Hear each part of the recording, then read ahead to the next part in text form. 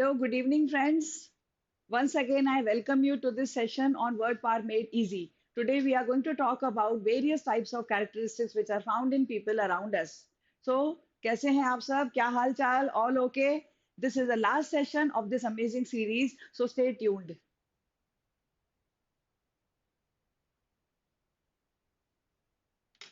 The first word is obsequious. It has come from the root word, Latin root word secure. Secure is to follow. So the person who follows you without questioning, or in other words, the person who is very humble, excessively humble, and he has very good manners. He is always ready to please you. He has pleasing manners as well. To the extent of being subservient, that will be called obsequious. So let's have some words which make it more clear. For example, humble. If I say that my friend is so obsequious as if she has taken birth to please me, so that would fit in the description well.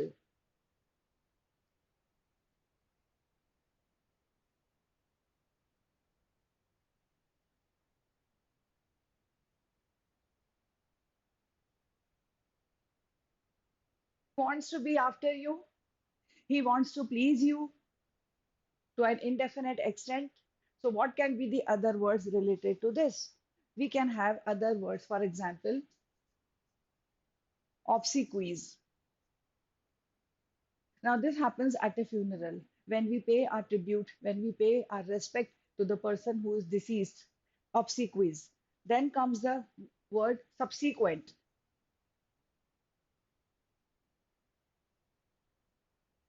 Subsequent means बाद में आने वाला, the one which follows. Yes, that brings me to another word which is very important and very much in vogue these days, that is sequel. Sequel of Bahubali, the beginning, or you can call Bahubali the conclusion. So you have sequels. You have sequels of movies, you have sequels of books. Any creative art, piece of work, piece of art can have its sequel. Then comes the word sequence. Sequence is in the proper order in which things fall. For example, sequence of events, sequence of lectures. So the word is obsequious. And yes, we must try to pronounce each and every word, and we must also try to speak out its spelling that registers the meaning also. Next, querulous. It has come from the root word queror.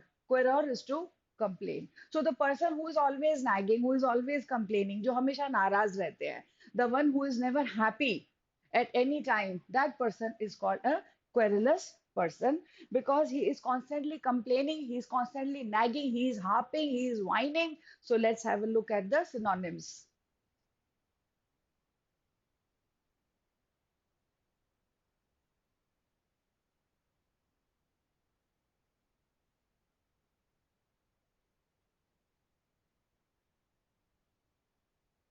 Harping means talking again and again about the worries, about the complaints, about the things which he or she doesn't find suitable. So, querulous is that person.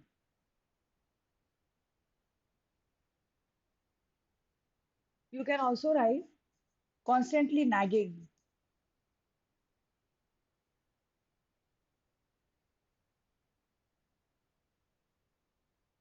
Have you come across such words? I'm sure you must have. The next is a very interesting word, supercilious. Now, the root word is cilium. It has come from the Latin root word cilium, which means eyelid. So, how can you connect this word?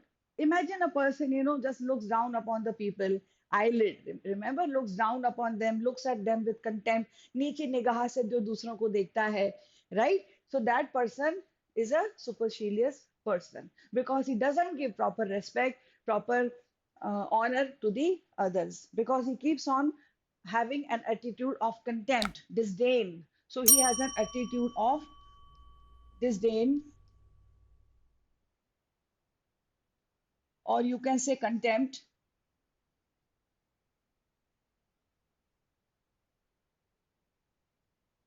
He doesn't give enough respect to the others. In a way, you can say that he's an arrogant fellow.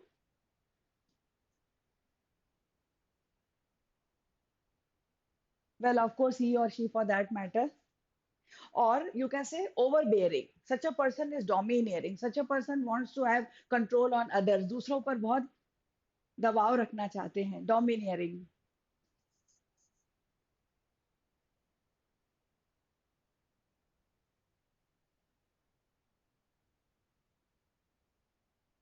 If a person has supercilious attitude, means he has no respect for others. Then is a very important word, obstreperous. It has come from the Latin root word strepo. Strepo means to make a noise. So who all will make a noise? Can you imagine? It can be children. Yes. It can be a grown up also. This person, obstreperous, he makes a noise. He is unmanageable and he is constantly against authority. He or she. Yes. He or she is constantly against authority and he is always noisy, boisterous. There is a beautiful synonym for this, boisterous, talking loudly,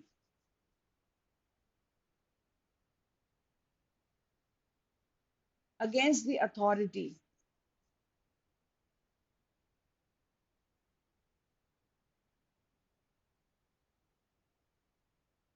and unmanageable.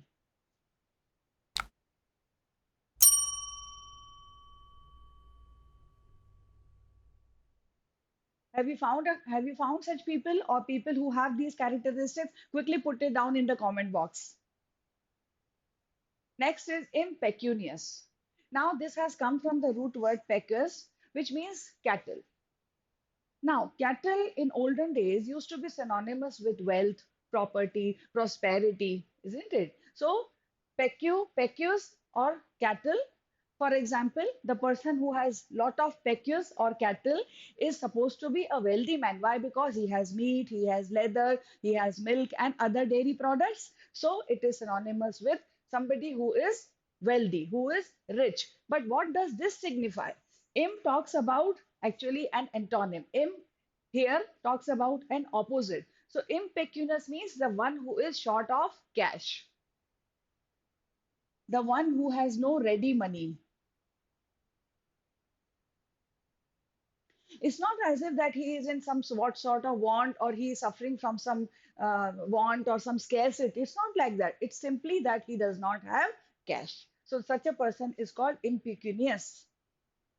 Now, from this pecu, you can make other words also. For example, pecuniary.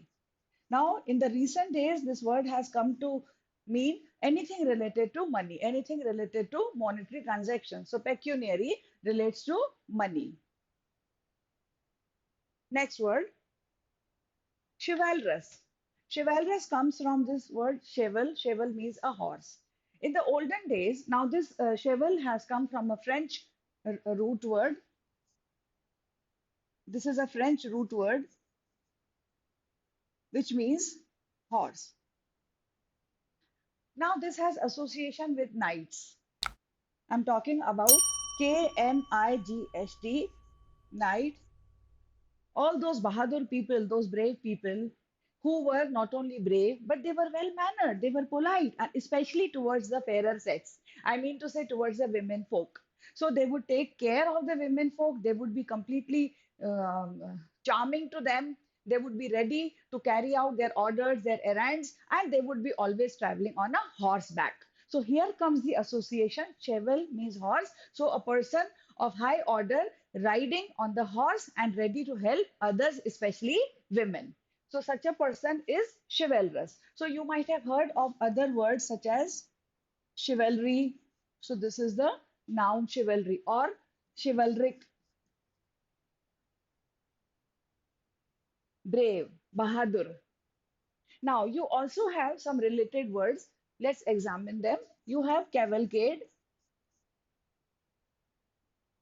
Cavalcade has again come from the same word horse, which means a procession in which there are necessarily horses, animals, such huge animals on which people ride. So, a procession in which there are horses, camels, elephants, cavalcade. Then you have cavalier. It is a peculiar word. Cavalier also refers to somebody on horseback, but then this has come to mean a rude person. who doesn't know how to behave properly, who gives a curt reply, rude, he talks abruptly, he doesn't pay attention to the civility और decency. So cavalier, अगर आप किसी को invite करें और अगर वो cavalier तरीके से आपको respond करे, so क्या आप उसको दूसरी बार invite करेंगे? नहीं ना. So cavalier is a person who is rude and in some cases is nasty as well. And strangely, it has come from this word only. Then next is cavalry. Cavalry again related to the soldiers, the battalion, those who are on horseback. So that is cavalry. So you have learned this word chivalrous, which has come from cheval, which means horse. If you come across any such words, do make a note. Next word is innocuous. Innocuous has come from the root word nocia. Nocia is to injure. So to injure is to harm, नुकसान पहुंचाना, किसी को नुकसान पहुंचाना. So innocuous is again an opposite with the prefix in. So innocuous means the one which is harmless, the one who will never hurt others, the one who will never harm others. He is innocuous, or in other words, you can also call him innocent.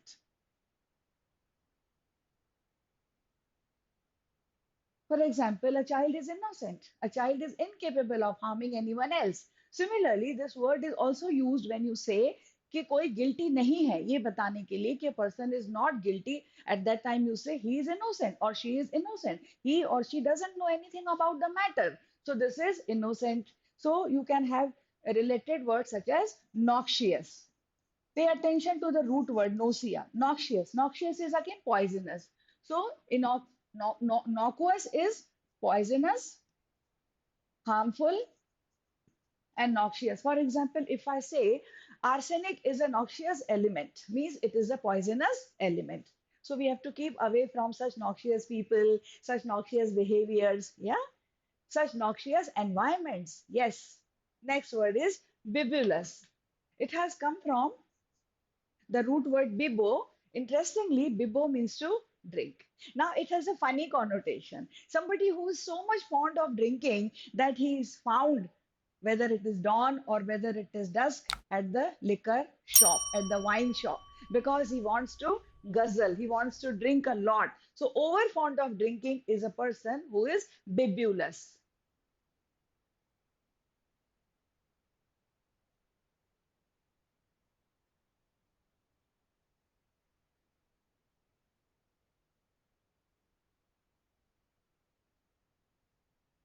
He tipples over. And he's not able to walk properly because he's always in that inebriated state. So bibulous is that person. Now the words which have come from this word are imbibe. Now here's a difference. If suppose imbibe is used without any noun, any subject, then it means to drink heavily.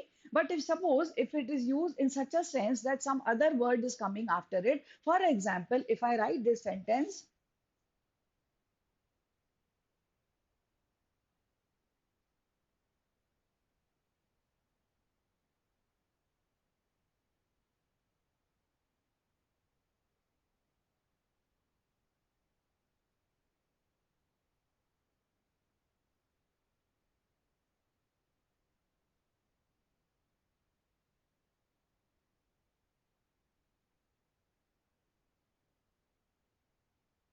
if I say she had imbibed a lot of respect for her teachers in the school years, that means she had developed, she had imbibed respect for her teachers. For example, we imbibe lot of love and respect for our elders, for our parents.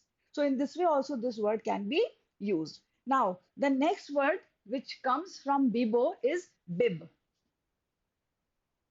Yes, you have guessed it right. Bib is a piece of clothing which is put around a baby's neck so that whatever he drinks or whatever he eats should not stain his dress. Bib. You might have seen this bib is worn around the neck.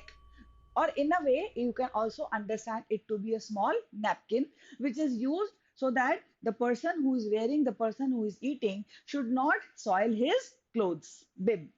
Interesting, isn't it? Next word. Cadaverous. Now, cadaverous has come from the root word cado. Cado is to fall. Cadaverous is to fall. And from here, the word comes Cadaver. What is cadaver? What is to fall? To fall in health, right?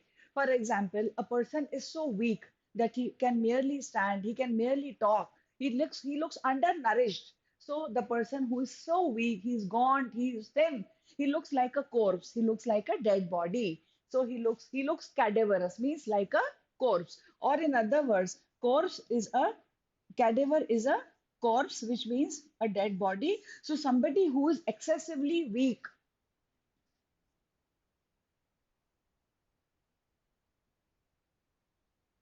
thin, gaunt is cadaverous and cadaver. Now, there is another meaning which is a little more figurative. You might have heard the word decadence or decadent.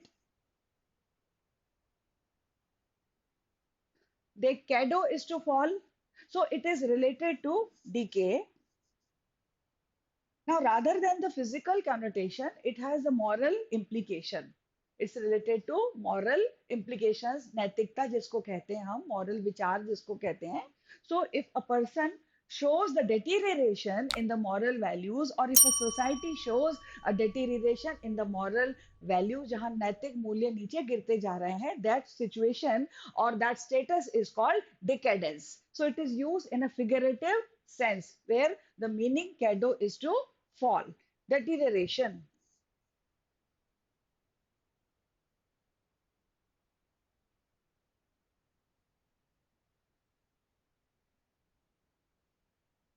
Next is dolorous.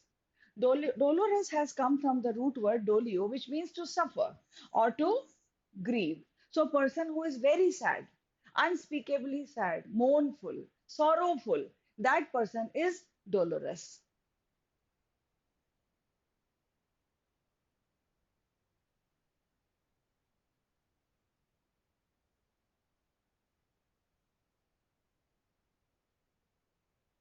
It looks although as though he is as if he is suffering from something. He is grieving. Grieve is grief, sorrow, suffering.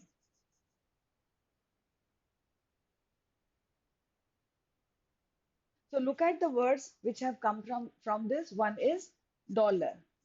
I'm not talking about the American dollar. I'm saying dollar. This is a poetic word generally used by the poets to show the sadness, extreme sadness, pensive state of people. Pensive is sad. So that is dollar. Then comes your word doleful, which again means full of sadness. And there is another interesting word which is condolence.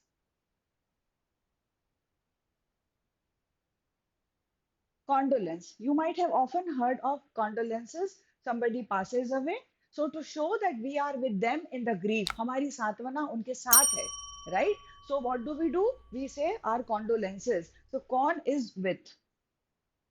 This is to show that we are with you in your suffering because you are grieving at the loss of somebody near and dear one, at your personal loss. So we are with you at that time. We say condolence. Look at the way the words come up. It is very interesting, dear students.